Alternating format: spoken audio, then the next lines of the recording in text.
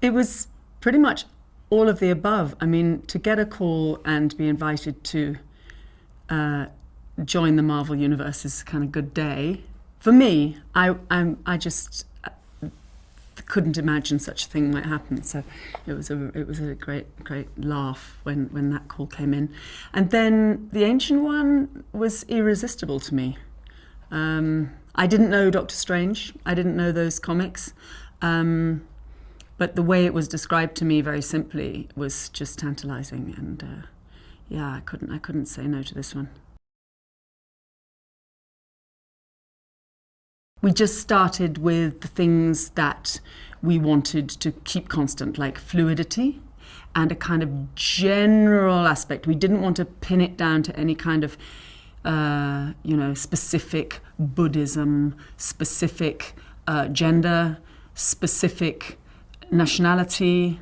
We wanted to free it up from any kind of previous interpretation.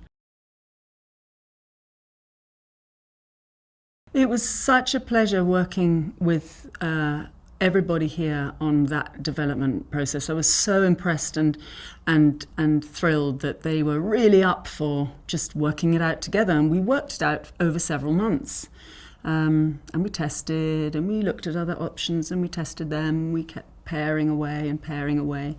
And as I say, with the Ancient One, we wanted to go for something very fluid, very sort of non-specific and pure and ageless. And that doesn't mean either young or old. It just means ageless. And it doesn't mean either male or female. It just means kind of gender-free. And so we ended up going for something pretty raw and simple and modern and kind of ancient.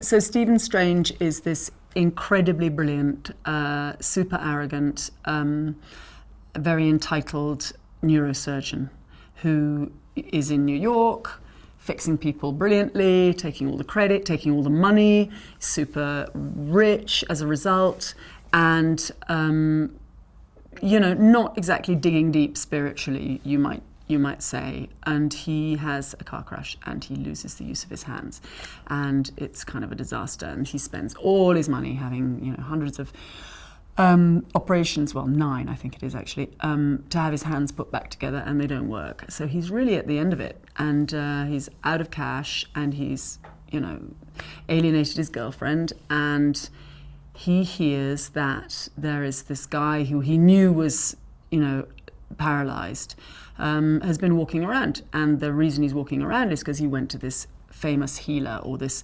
arcane, maybe not so much famous as this legendary. Some people know about healer in this place called Kamartaj in Kathmandu. And so he basically spends his last pennies on a ticket and goes to Nepal and finds the Ancient One, who's not at all what he expected.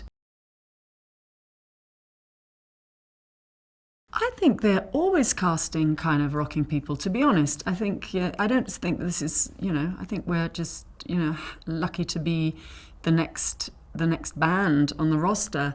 But it is a great band to be a part of, and they're all great. And I think we're all so psyched to be a part of it. That makes such a difference, it's a thrill. And we all keep pinching ourselves and each other and going, isn't this fun?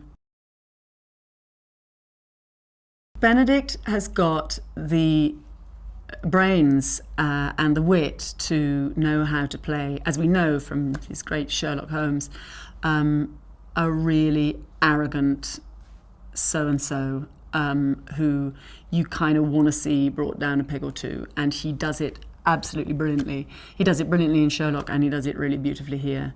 And I think he really relished that, because Strange does dig deeper than Sherlock has to, and he has a real enlightenment of the spirit in this film, and I think he really loved doing that. I think that was a personal kind of pleasure for him to go on that journey, and I think he's just fantastic. Hey, did you like that video? Well, I've got some movie trivia for you.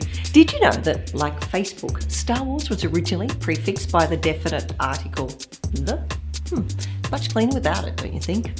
For this and more movie facts, click on more videos, or for more trailers, click on the playlist.